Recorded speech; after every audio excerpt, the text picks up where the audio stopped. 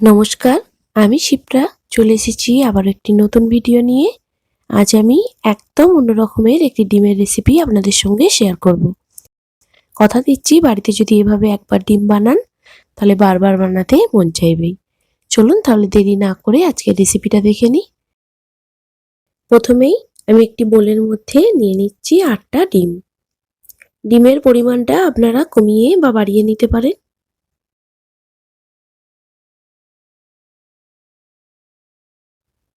এবার দিয়ে দিচ্ছি হাফ চামচ পরিমাণ নুন, দিয়ে হ্যান্ড হুইস্কের মাধ্যমে খুব ভালোভাবে মিশিয়ে নিচ্ছি।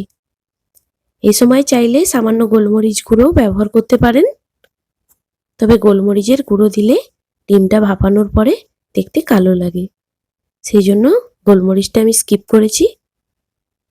এবার একটা কেক টিনের মধ্যে আমি অল্প তেল দিয়ে খুব ভালোভাবে ব্রাশ করে নিচ্ছি, দিয়ে এর মধ্যে আমি ডিমটা দিয়ে দেব।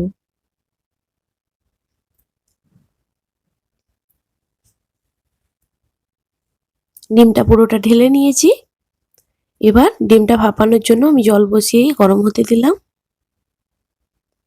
জলটা যখন গরম হয়ে এসেছে এর মধ্যে আমি ডিমটা বসিয়ে দিচ্ছি। এবার ঢাকা চাপা দিয়ে আমি এটাকে 20 মিনিট রান্না করে নেব। ফিরে এসেছি 20 মিনিট পরে। এবার আমি দেখব ডিমটা পুরোপুরি সেদ্ধ হয়েছে কিনা। এর জন্য আমি একটা টুথপিক নিয়ে নিয়েছি।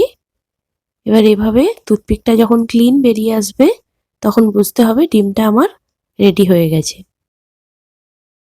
এবার ডিমটাকে আমি পুরোপুরি ঠান্ডা করে নিয়েছি, নিয়ে একটা ছুরির সাহায্যে এভাবে কেটে আমি এটাকে মোল্ড থেকে বার করে নেব।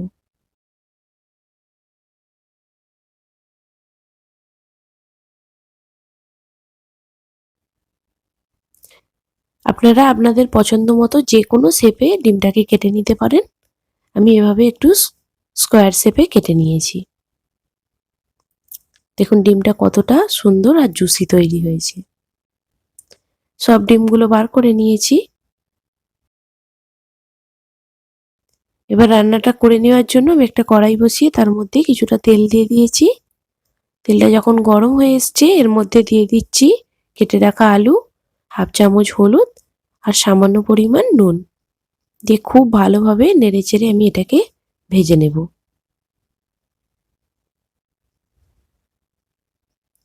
আলুগুলো যখন ভাজা হয়ে গেছে তখন আমি তেল ঝরিয়ে খুব ভালোভাবে উঠিয়ে নিচ্ছি।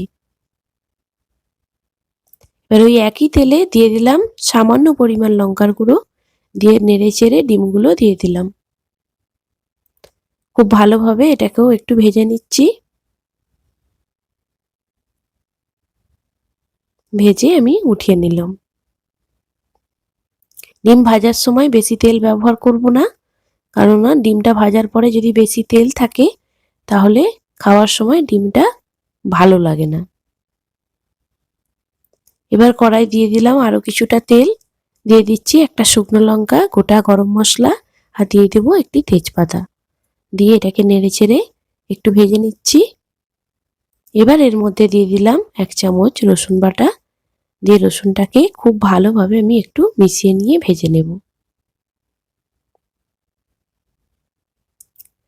রসুনটা একটু ভাজা ভাজা যখন হয়ে আসবে তখন এর মধ্যে আমি দিয়ে দিলাম 2টো বড় সাইজের পেঁয়াজ বাটা, দিয়ে আবারও ভালোভাবে মিশিয়ে নিচ্ছি। সামান্য যখন ভাজা হয়ে এসেছে এর মধ্যে দিয়ে দিলাম টমেটো কুচি আর দিয়ে দিলাম 1 চামচ পরিমাণ আদা বাটা, দিয়ে এটাকেও নেড়েচেড়ে আমি এর মধ্যে একটু নুন অ্যাড করে নেব। নুনটা অ্যাড করার জন্য টমেটোটা খুব তাড়াতাড়ি নরম হয়ে আসবে। যখন এভাবে মশলা থেকে তেলটা ছেড়ে এসেছে আর টমেটোটাও নরম হয়ে এসছে তখন দিয়ে দিলাম খুব সামান্য পরিমাণ হলুদ গুঁড়ো আর 1 চামচ পরিমাণ লঙ্কার গুঁড়ো, দিয়ে এভাবে নেড়েচেড়ে মশলাটা খুব ভালোভাবে আমি কষিয়ে নেব। তরকারি করার সময় সবসময় মশলাটা খুব ভালোভাবে কষিয়ে নেওয়া জরুরি। ভেজে রাখা আলুগুলো এর মধ্যে আমি অ্যাড করে নিলাম। মশলা যত ভালো কষিয়ে নেওয়া হবে তরকারির টেস্ট ততটাই সুন্দর হবে। এই জন্য খুব ভালোভাবে আমি আলুর সঙ্গে আরো 5 মিনিট মশলাটা কষিয়ে নেব।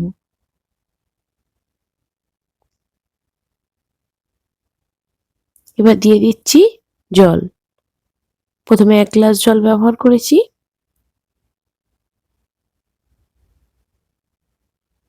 আমি এখানে আরো কিছুটা জল দিয়ে দেব।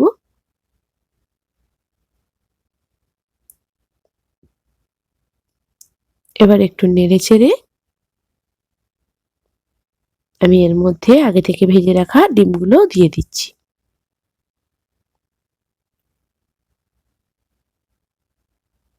এবার এটাকে ঢাকা চাপা দিয়ে আমি 15 মিনিট রান্না করে নিয়েছি। 15 মিনিট পরে ডিমের সাইজ প্রায় ডবল হয়ে গেছে। আপনারা দেখতেই পাচ্ছেন কত সুন্দরভাবে ডিমগুলো ফুলে উঠেছে। ডিমগুলো পুরোপুরি সেদ্ধ হয়ে গেছে। এবার এর মধ্যে আমি দিয়ে দিলাম ধনেপাতা কুচি আর ভাজা গরম মশলা 1/4 টিস্পুন। দিয়ে আবারও নেড়ে চেড়ে দিলেই আজকে আমার ডিম ভাপার তরকারি তৈরি হয়ে গেল।